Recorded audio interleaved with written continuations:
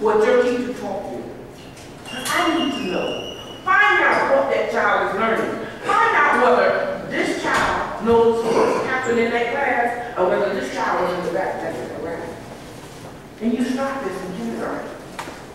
You've got to keep up with your child or you will lose it then. I've heard about the other years. Those years are critical, but every year is critical. We have got to do this. Grandparents, you're not left off the hook either. I'm one.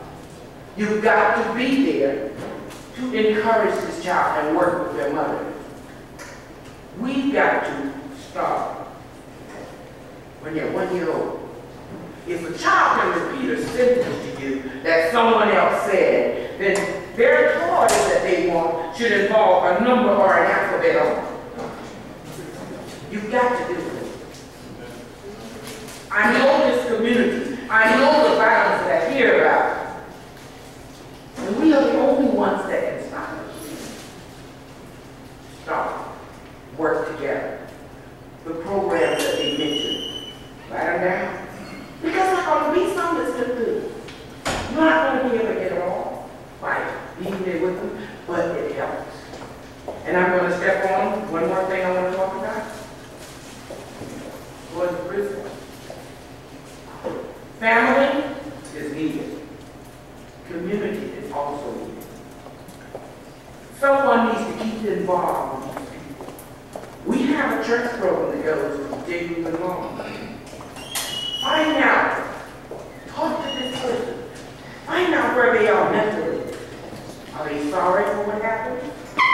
Are they willing to work and improve so that they can step out a better person when they come out? They may not know that when they get in there, they need to get with a social worker. They need to find out what groups they have that apply to their crime. Take them and study them. Find out who you hurt because you don't know. Work those groups. You gotta have a job. Get a job that you think you can learn something. You know where you came from. Think, can I get a job when I get out of here in this?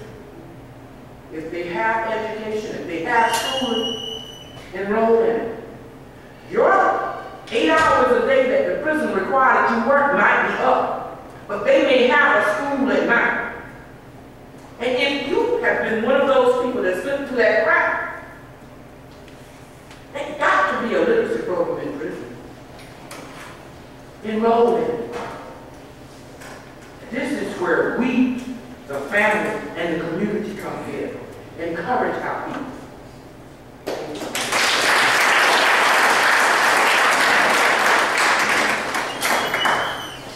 Good afternoon, my community. My name is Ralph Seawood, and I was born up in the tree. And everybody knows this community had the tree, live oak tree. Don't fool me now. Right. But you know, each and every one of us knows who is who, who's not. But I was the biggest problem of my community, of the PD area. I was charged in one of the largest conspiracies in this area. So I was a part of that. This thing is bigger than just me selling the drugs. I was one of the ones that, if I sold it, I didn't see the small man, what happened. But it's a big picture. When grandma got robbed, the store man got robbed, I was home probably sleep because I didn't have to see that because I was a major player. But then who was part of that problem was me. Now I'm back into society, now I feel as though it's my part to reach out to the young black people. You know, I hear the young person said earlier that they're scared of their school teacher. Mama's scared of them too. Young men not as wild. But you know, you got to be able to reach out. Somebody got to reach out to this youth. You know, all we can do is, as a community, we got to pull together because it's like Pharaoh with the Nile River, throwing all young males into that river. And you know, if you look at our community now, you know, I was a big, big problem to my community. And I want to say I'm deeply sorry for my part that I played. But anything that I can do to put back into this community, I'm here. You know, they caught me on the floor.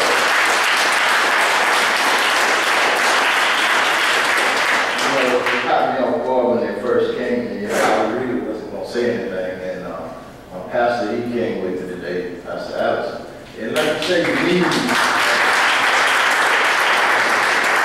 need mentors. When I say that, because, you know, everybody knows right now. Oh boy, it won't be long now. You know, they wait. But that's a good thing. That makes me strong. You know, when I say that, I say that, you know, in life, people do change. And, you know, all y'all in here pretty much Bible scholars, black folks. You know, you're born and raised in a Christian community. And I like to keep it real. Don't fool me. If you got me out here to fool me, we might as well go home. You know what I mean? You're reaching out for help, you're crying for help. You know, in the community, they can call it whatever you may want to call it. But this thing is becoming epidemic to our own people. When you look around, everybody know their child or what's going on in their life. But I'm going to tell you something. Nobody wants to do anything until they hit their door. Then when they hit the door, they want them out. Huh? Nobody wants to hear that now, right? But when you hit your door, what do I do now? Do we come forward now before this problem gets any worse? I hear them say the ages from 7th grade, kindergarten, and all that. But you know, we got a problem with the 17, 16 to 25. You know, our black men, they doing good. They make it 25. I started out in the state penitentiary when I was 21 years old with a 20-year sentence. I did 5 years and 1 month. Got out, like I said, I fooled myself. I thought I was ready for society, but I wasn't. I stayed out almost 10 years. Statistics, that's good for statistics. Got back in trouble, facing life. Ended up with 10-year sentence in the federal penitentiary, doing time in the field. Now I'm back out again. What do I do now? It's time out, 46 years old. I gotta reach back now and try to save the youth. You know, don't keep worrying about is he gonna make it. I got it now because I got God in my life. What you need to do is say, Brother Ralph, what can I do to help assist you? You know, I ain't begging a part or anything. I just want to be able to be a mouthpiece for my community. And when I tell you that, I'm sincere about it. You know, anything that I can do to put back into the community to help, just call me. I'll come out and speak. You know, you can't be scared. You're born to die. You're going to leave here one day. Hello? You know, I see all the black women in here, but I don't see but very few men. But you know, men folk can get tricky in this thing. Y'all didn't hear what I said. Men folks can get tricky in this thing. See, women, you know, they're very compassionate. But men can say on the other side, they like to straddle the fence. They want to be tough. Y'all didn't hear what I said yet. We want to be tough. But I was the tough. You know me. You hear me. I was that 10, tough, won't scare nothing. That was me. But I'm soft now. I got compassion because I got kids, and it hurts my heart. But the thing about it is, we got to break this chain somewhere. You know, this chain got to break. You know, it's just eating up our community. You can get out here, we can laugh, we can talk, we can drink. But I'm telling you, you better wake up and smell the coffee. It's brewing. Huh? It's brewing now. You ain't got coffee over there on that corner. And I'm talking about life.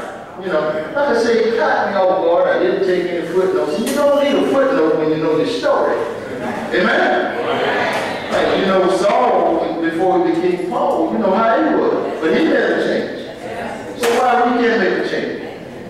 And I'm looking over the community and I see who's pretty much all in the community. But I want you to understand, if you don't reach out now, while people is here saying that they're willing to help, and we got the pastor, Wallace, a different one. I don't know who all put this thing together, but it's something that's overdue. Amen. It's overdue, you know. And I want to tell y'all, we don't stop here. You got to keep pressing. You can't quit this year meeting today and wait another year later. Right? Once you get running, you got to keep pushing. You got to keep pushing. You know, and not being on joke time like the young man say about the oak tree. Everybody know about the live oak tree. You did that. That was me with it. That was our community. And I learned my bad habits from running the oak tree. OJ and even Will didn't teach me nothing. I learned mine from running the oak tree. Huh? I'm being real with you. And that's just how it is. But the thing about it is we got to keep pressing towards that mark. And you know, even though I was bad, Mr. Elmo, he comes substitute. That was me. He said, boy, I'm going to tell your granddad. That was me. So I can attest to what he was saying. You know, and like you said, you didn't pick that gun up the very first day you shot that man. You been had that gun in your pocket. That was me. You know, so I can attest to that. So all these things that's going on, that's being conversated about, I can attest to all of that. And I'm going to ask the Parker community and other communities, because I was charged in the whole PD area of the drug conspiracy. And I want to ask everybody to forgive me for what I have done to our community. And like I said, anything I can do to help put it back, I'm willing.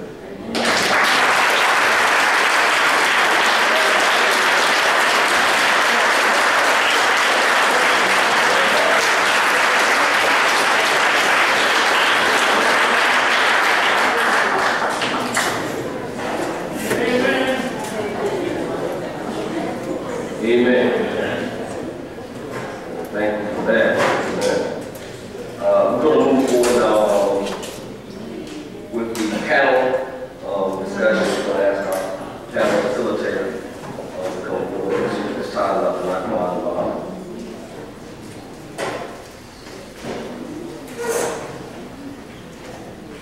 Good afternoon. Come on, dear family. We need to do better than that. Good afternoon. Good afternoon. You know, when we go to concerts, we get kind of loud when people are playing music and we listening to Frankie Beverly and Mays and we listen to our favorite entertainers. We're kind of loud. But when we get in the room to discuss an issue that has to do with the very essence of our lives, we get kind of quiet. So let's once again, good afternoon, family. First, beginning all things in the most holy name of Allah, the beneficent and merciful, the one God to whom all praise is due. I thank him and I thank him much, and I can never but never thank him enough. I thank him for just having enough sense. I thank him for seeing fit to raise me up this morning with the blood still running warm in my veins, still enclosed in what I believe is my right mind. I greet all of you, my beloved brothers and sisters here this afternoon, with the greeting words of peace be unto you. We say it in the Arabic language, Assalamu alaikum. I thank those of you who knew the Greek for returning. For greetings are vitally important. They are the very foundation on which a conversation or a relationship stems. If we want our conversation, we want our relationship from this day, henceforth, and forevermore to be founded on peace. But not just mere peace. We need God's peace today. See, because God's peace is the ultimate peace of the universe. It is the epitome of the word tranquility. It is absent from all confusion. That's why I want to take this opportunity to thank Reverend Matthews and Reverend Evans for having the vision to put this conference together. And I'm especially elated that they named it the Shalom Summit. Shalom is that Hebraic word for God's peace. And that's what we need today, God's peace. We need peace from circumstances and peace from conditions. We need peace from death and the oppression of men. I am kind of moved this afternoon. But I'm moved because we're gathered here. But there's one unfortunate thing that's taking place this afternoon. We have a room full of adults who are here to discuss a problem. And we're saying that the problem is our endangered youth. But our youth aren't present. We're having a discussion about someone who's not present. And I'm going to raise the voice of the youth. And we need to get them involved in this conversation. So dear Pastor Matthews, I'm going to suggest that the next summit we have it on the street corner somewhere.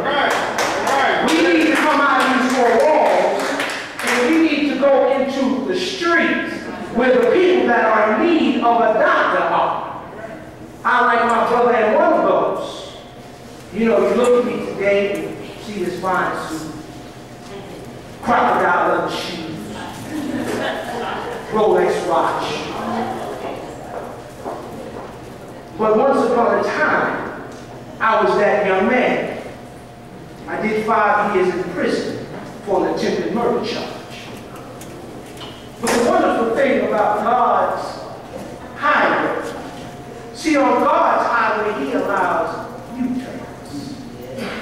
See, Benny, my elder, who I love dearly, says that there's no silver bullet, and that nobody can do it alone.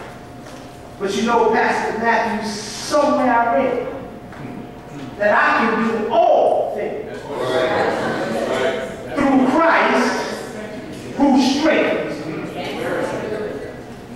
I'm a firm believer that God is God all by Himself. And like my brother, the only reason that when I came home from prison some 20 years ago, and I haven't looked back, and I'm proud to say that today my resume outshines my rap sheet. I'm no longer Thug Naquan Muhammad, it's now Dr. Naquan. I'm not bragging, but by the grace of God, I'm not an ordinary young man, I'm an extraordinary young man. And no, I didn't have a whole lot of social programs that I could depend on when I came home. There wasn't a whole lot of parole officers in the division of parole that were willing to help me.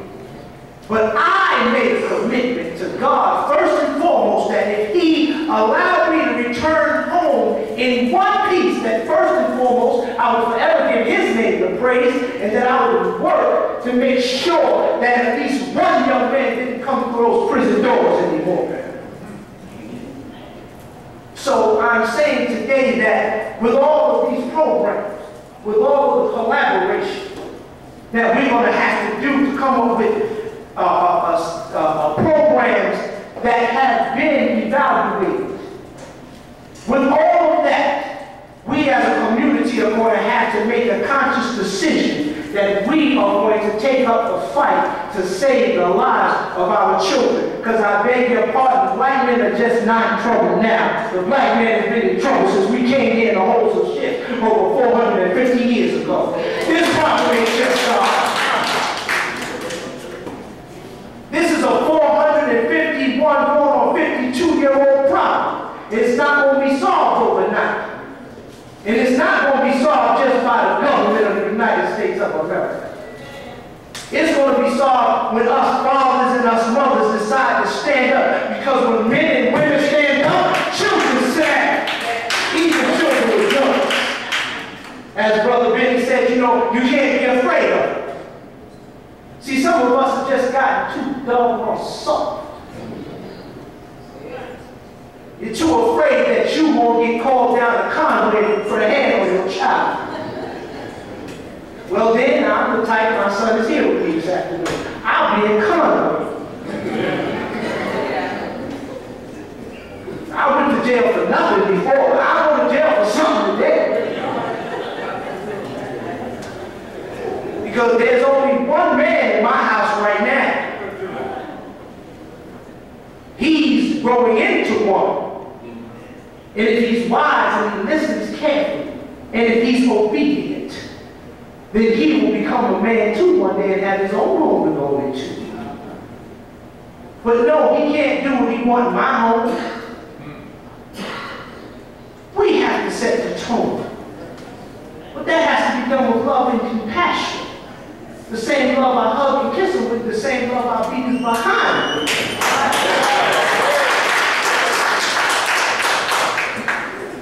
Because I understand one important point, dear family, and I'm going again. The important point is that God so loved the world that He gave His only begotten Son, that whomever believeth in Him shall not perish, but have everlasting life. How much do you love yours? I love Him enough, as I heard a very beautiful young lady say to me just yesterday.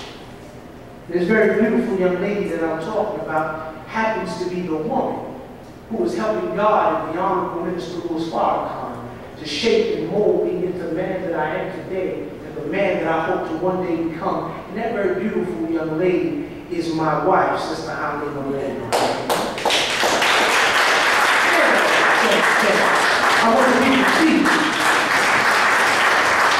The reason I want y'all to see us is I think she's something to look at. But just yesterday, she told me, because we homeschool our son. And you know, she gets a lot of flack from, because she's an educator. And mostly all of her friends are educators. And she gets a lot of flack sometimes from the educational community about making the bold stance of homeschooling our son. And she said to me, she said, baby, I'm doing this, and it's a sacrifice for us. Don't look at these fine little things and think that we're doing this very easy. No, it's a sacrifice. She said, baby, I'm making this sacrifice because I am fighting for his survival.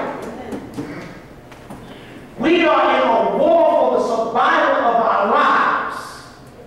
We have to make sure that our children have the ability to meet the demands of the future. They have to be able to sit at the table of democratic capitalism as equals. They have to be able to compete in the upcoming world's market. And they cannot do that watching music videos and listening to Lil Wayne and popping their behinds and shaking. And neither can you.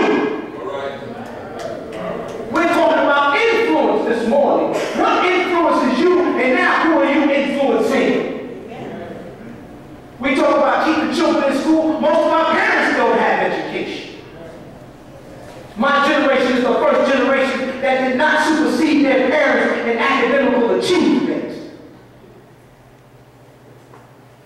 You can't influence these children if ain't nothing on your mind. If the only thing on your mind is Housewives of Atlanta. If the only thing on your mind is lifestyle of the rich and famous, if the only thing on your mind is how you're going to pay the mortgage and the light bills, but you haven't had a conversation with your teenage child in the last 6 months about the very important issues in life, then how do you think they're going to have anything on their mind? For all of us Bible scholars who like to come to church. I just buried my mother 2 weeks ago. The beautiful thing about the woman who is the most important woman in my life was that she didn't go to church and she didn't send me to church. She took me to church. She took me to choir rehearsal and came up to my school in the middle of the afternoon sometime when I didn't expect her to be there. But with even all of that, I still went wrong.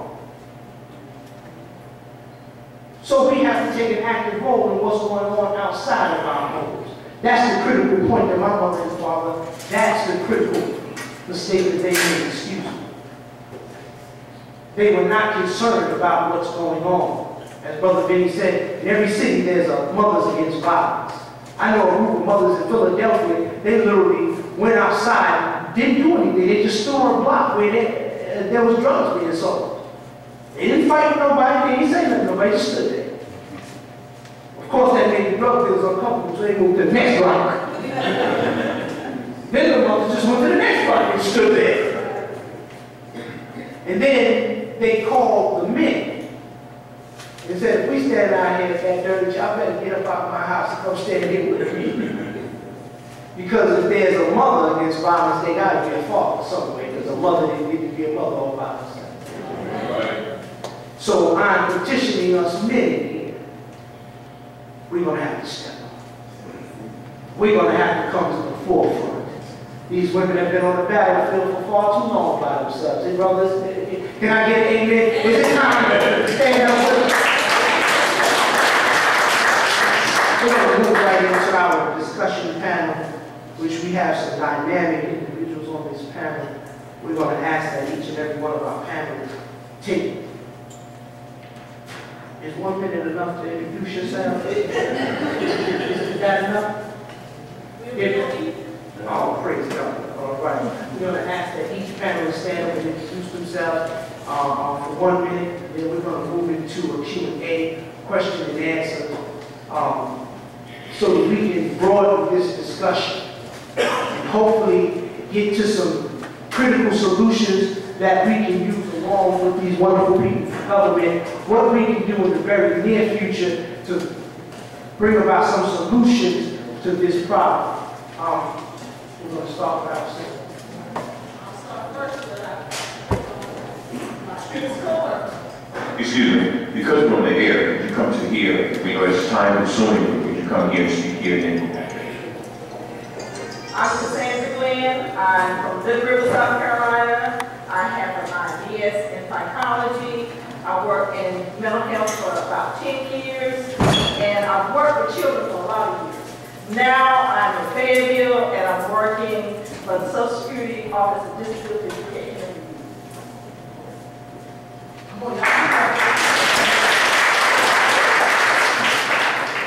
Good morning, I'm Arthur Taylor Sr. Right now, I'm working at the Alternative School, which is Glory County Speaking Center, as a long-term certified in mental health for. I went there just to help out, but I ain't being a long-term certified. Let me say that I have a mentor application for Glory County School District, and I also have a lead sheet that we need you to take to various churches.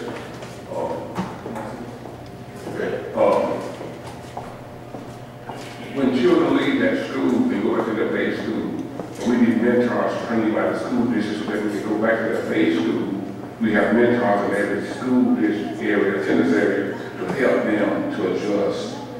While they're at the alternative school, we need you to come out and help them to deal with math issues, issues related to just discussion with parents. That'll help us a lot. There's a lot going on there, and we need your help tremendously. So I have mentor applications. Please take home to your church and get a copy and fill it out there back with us and they'll get you trained. Also, I have a list of things we need to help the students to adjust. We take things for granted. Some children don't have the funds to get the requirements for our school, so please help them do it. I have both.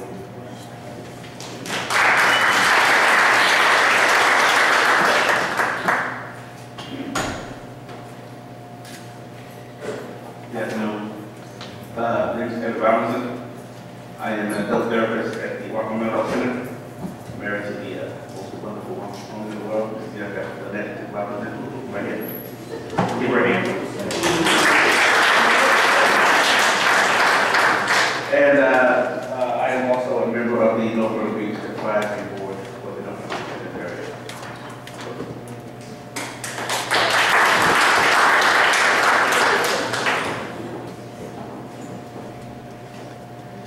I'm Pastor Belton Platt with Rock Ministries Church International.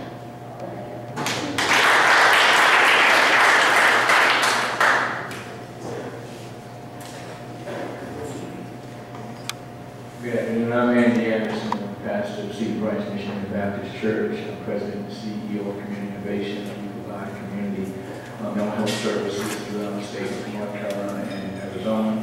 I'm a German Marshall Fellow, worked in the European Union as countries ascended to the Union, worked in the speeches of NATO. I locally am involved with Horry County First Tee. Alpha Phi Alpha Fraternity, which I'm a life member, NAACP, a past chairperson, and life member, Columbus County Economic Development and Naquan A.H Economic Development.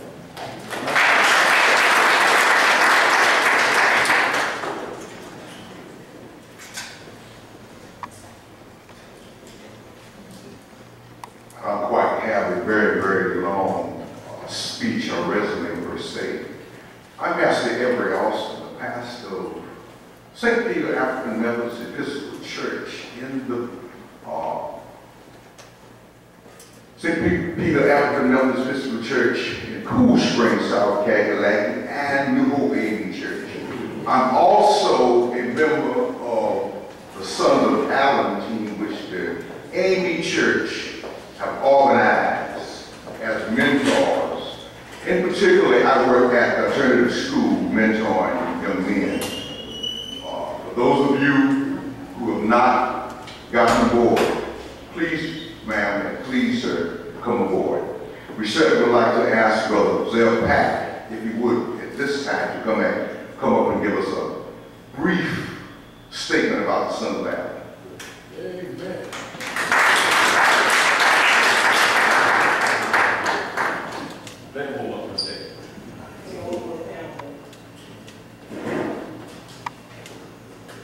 Apparently one time. My name is Neil Frigolitz. I'm Glory County Police Department. I'm primarily a homicide detective. We'll be answering some of your questions. I'm sure some of you have some. I've learned a lot today. I want to say that I certainly appreciate what the efforts are here today. And I heard something earlier today from a young man. He said he's raising his son. He's raising his son. There is no more important job in this world than raising our children. I raised my son. I don't want to raise yours. But I'll be glad to help.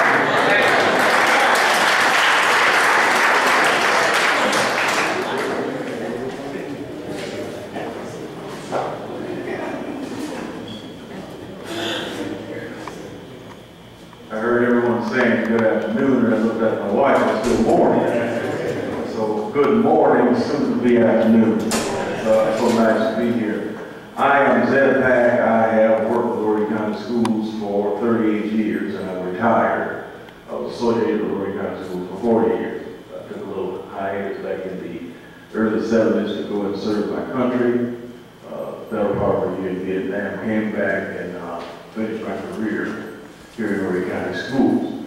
Started off teaching right down here at a little place called Long Beach Little River High School, and know some of the people probably in this community. Originally from Sumter, and I am a member of the AME Church, and the coordinator for the Marion District, that is Horry County and Marion Counties, the coordinator for the mentoring program for the Sons of Allen. The Sons of Allen is a men's ministry in the AME Church. Our mission is to bring men to Christ. But before we can bring men to Christ, we have to make sure that we change and let boys know that they are men. We get them knowing that they are men and what men are responsible for, and then we bring men to Christ. One of the best ways to do that is be a mentor, so that we can exemplify the types of things that men do. Now, we know, some of us know what it means to be a black man. Now, we can get all the help that we need, but only a black man can exemplify and teach a black boy how to be a black man. And until we step up and start to do that, we are going to see some of the kinds of things, and we can't do it all. We will not do it all, as someone has already said, it's been going on for a long time. But we have to start somewhere. We have to be concerned enough to start somewhere. And we have to make sure that when we start, that it's not a flash in the pan, that it's not an event but a process that's ongoing. That'll start slow and then we get better as we go. So one of the things that we can do as a black community is have forums such as this and to get programs going, like the mentoring program that doesn't take a lot of money nor a lot of time, but it just takes a little commitment and a little bit of time.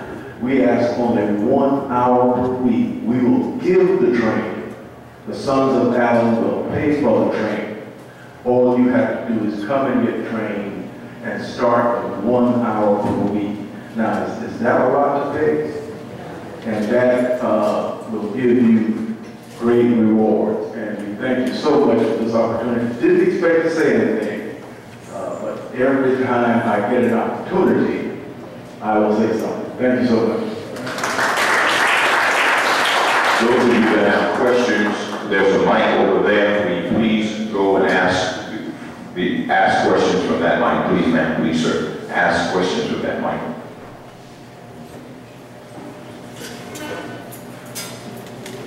Dear family, can we once again keep in mind that this is a Q&A session. That means questions and answers will come from our panel. So can you minimize it to be questions, not statements? Amen? Amen. To whoever may concern or maybe to help me out here, discipline starts at home. We touched on a lot of things this morning, but I know we're going to hop around discipline. And we said that how can we discipline our children? Next one I came out. If your child come in, if you put your hands on them, call 911. Okay, now your hands are tied. So when I come up, I got a butt kick, and I deserve that one. Not a beat, but a spanking. But children know now they're coming here and say, no, I call 911 if we touch. So I mean, what do you do about that? Now I don't have that piece, but I know people that do.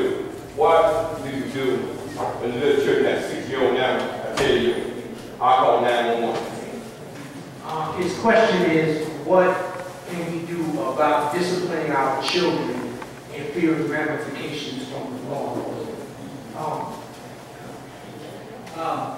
Certainly I'm not here for legal advice, but I spank mine. Corporal punishment is allowed. That's not assault. Corporal punishment is allowed by South Carolina law. Can't go beyond the pale and beat somebody down. Certainly a belt or a hand or a paddle, that's one thing, but you can't. I've seen people beat children with drop balls. So within reason, corporal punishment is fine.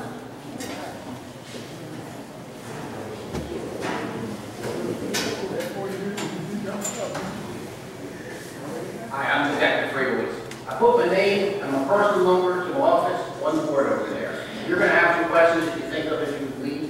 I know it's a great question because we work job use cases out of our office. Call me. I'll be happy to talk to anybody, anytime, about anything. Communication between our police department and the community is the panacea. That'll help half the problems we have here. Misunderstanding, miscommunication, misinterpretation, reinterpretation of what we're trying to accomplish and what we're all trying to accomplish. Once we get that together, and we're lucky enough here to have Captain Rose, an amazing supporter of what you've always done, how what you've always done. If we all this together, we'll get it done.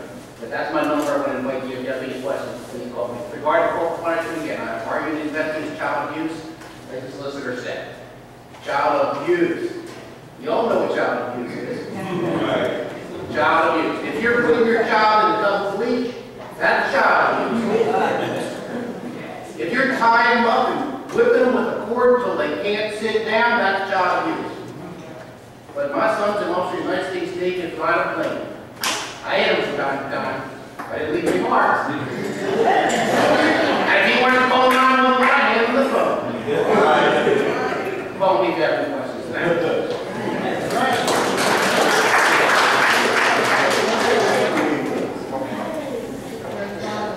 I would say, as a panel, where do men and women go once they have been sentenced to a drug and alcohol program? Where do they go? I know there's different programs, alcohol and drug programs, all over the county.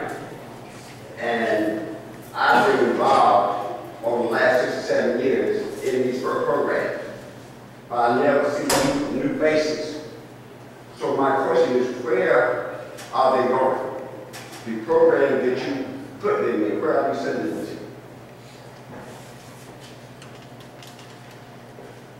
I believe the question that you're asking is that those who have been sentenced to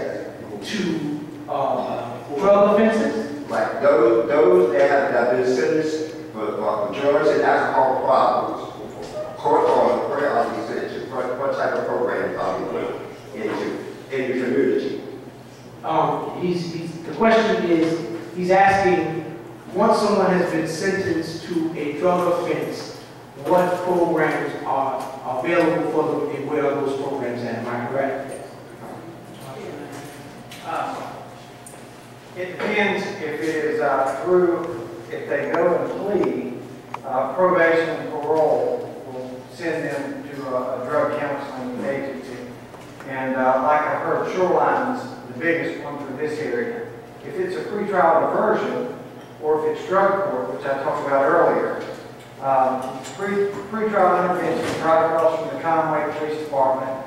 I guess it's on 2nd Avenue. There's a PTI building there. We own the building. They do in-house counseling there. That's pretrial intervention. If it's drug court, it's in the same building. However, when they go in front of the judge each week, they will go in front of the judge at the Horry County Courthouse. And that's where the P-test, that sort of stuff will go on there at the courthouse. So it really depends. If it's a pretrial intervention or a drug court, it's through our office. If it's through probation and parole, they will send them more than likely to Shoreline, or they've got other doctors. One more question. In our communities, what are the steps that the Horry County Police are taking to try to deter these young men and women from standing on the corners or under the oak tree selling drugs they go? All right. Well, for the most part, we are definitely trying to make a move towards community policing. We're trying to strengthen. Sorry, JR. River Matthews, I'm sorry. I still go back to our police days when I called JR. For the most part, what the Oregon County Police Department is doing, we are trying to strengthen our relationships with the communities. We're trying to build partnerships. And of course, enforcement. We're putting people in jail. If we can catch them involved in criminal activity, we are definitely putting them in jail, trying to deter them from standing under the oak tree. We have now created precincts, so you don't have to come to Conway for everything. We have 4 precincts throughout the county. Most of you know the Little River precinct right down here, which is where my office currently is. So we are here in the community. We're a lot closer to you. We want to be available to you. Most people know where I am. I promise you. I see a lot of you coming to the office to talk to me now. Enforcement. We are attempting to enforce, but again, it kind of goes back to the community. When the community no longer wants them under that oak tree, and the community is telling us, look, we want you here, we want you to put in jail. The parents hold tell those kids, I don't want you up under the oak tree, and when they don't, you call for us to be there if they're underage.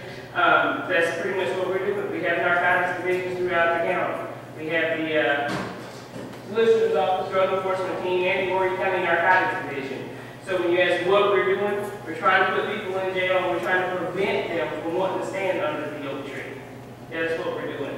And I'm going to move on. I know we have to go. But I want to tell you, the last year that we did the radio announcements, we did a public service announcement telling parents, you know, before your kids become a part of this system, when you have these questions about what can I do, they're not listening to me, they're not doing this, they're not doing that, I just put my phone number out there, I got hundreds of phone calls.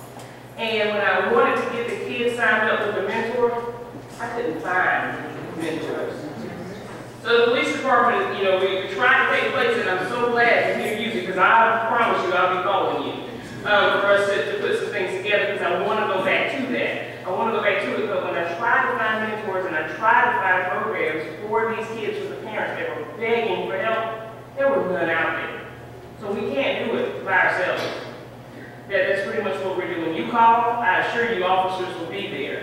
But of course the Constitution says that we have limitations as to what we can do. If all we see him do is stand up under a tree, there's nothing I can do to him. Okay?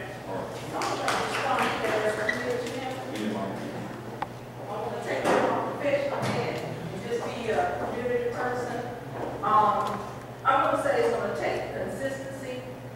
I had a problem some years ago in my community, and I'm pretty sure I called you. I called Chief Morgan. I called everybody I needed to call.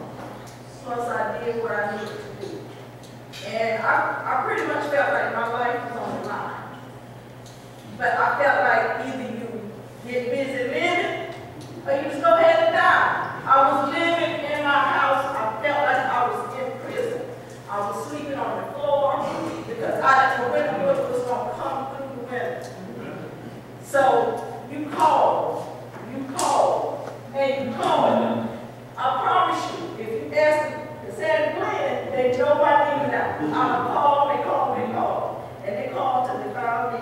I called until they found me to do something. And I was afraid. I lived being afraid in my home. My grandson would say, Grandma, call me when you get home. Make sure that you're in the house. But you have to, it's community. And what a few of us that did it. And then found it, I went before the county council. Go to your county council meetings. They have them on Tuesday nights. But do it as a group. It's more when you do it in unity. 1 or 2 people doing it, it's not going to work. But I promise you, if you show up in numbers, something will happen.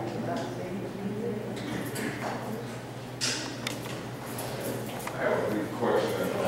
First of all, what are the rights of people on the road in South Carolina? What are the rights of people that's on the road? Are they allowed to vote, get food stamps, get welfare, live in housing areas? Okay. Second thing I want to talk about is this: is that Michigan accomplished in 2009 created this pipeline, and the panel said then that they gave our children a test in the 3rd grade to determine how many visits they have to build when they're 18. This was in USA Columbia, so can you address that somebody, please? Thank you. Reverend Evans. Well, give me the first question.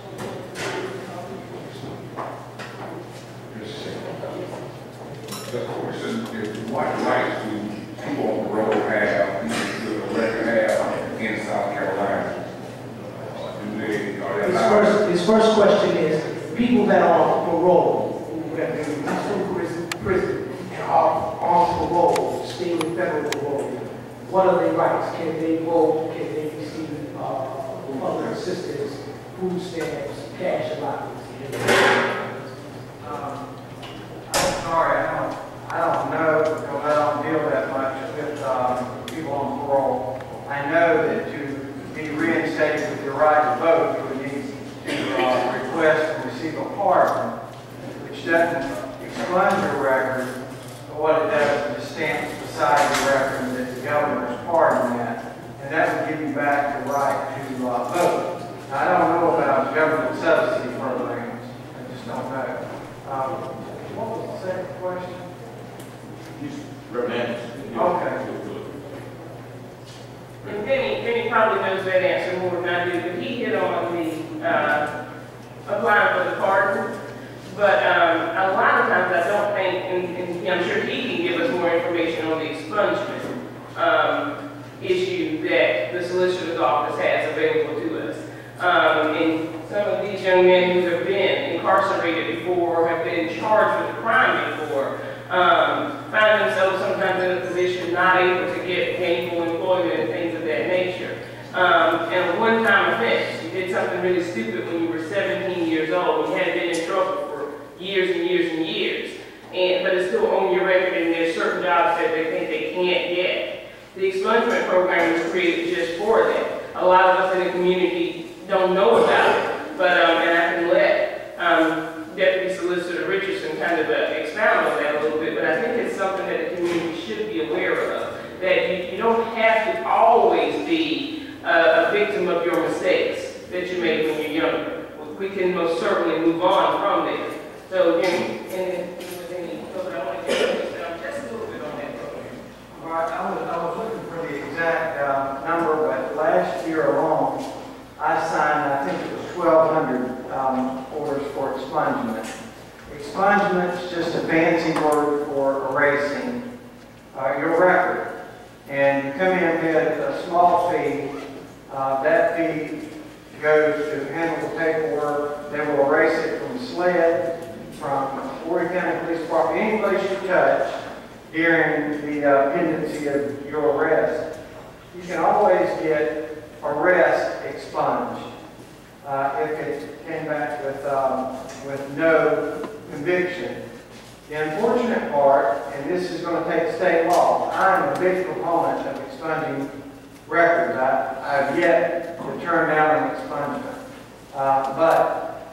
state law will allow you to expunge a record for a crime that you pled to in general session.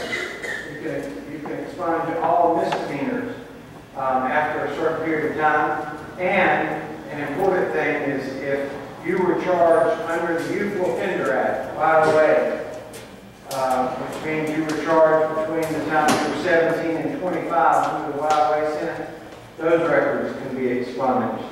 But for the most part, criminal convictions of general sessions charges cannot be expunged. They can only be pardoned. I did want to clarify one point there. If you have been convicted, you have a felony, once you complete your supervision, you can then apply for your, have the right to be instated to vote. You don't have to have a pardon in order to be allowed to vote. You have to have finished your probation or your parole. Now, I haven't really talked about my program of Father's Place, but we do a lot of this education of the men, helping them go through the expungement process, and understanding, you know, once you have that record, you know, what are the necessary steps to be employed, how to discuss that interview, and so forth and so on. But it is important for us to clearly educate the community. Even if you have a felony, you can vote. You have to complete your supervision from the state or the federal level, and then apply for your reinstatement, and you can get your license at that point. I wanted to address the issue of the rights of parolee or felon. Under many states, you come home with a felony, you receive public assistance and food stamps. And you can qualify for grants for community colleges. In the state of South Carolina, that is not an option. Again, while there's federal legislation that supports a second chance program, meaning that a young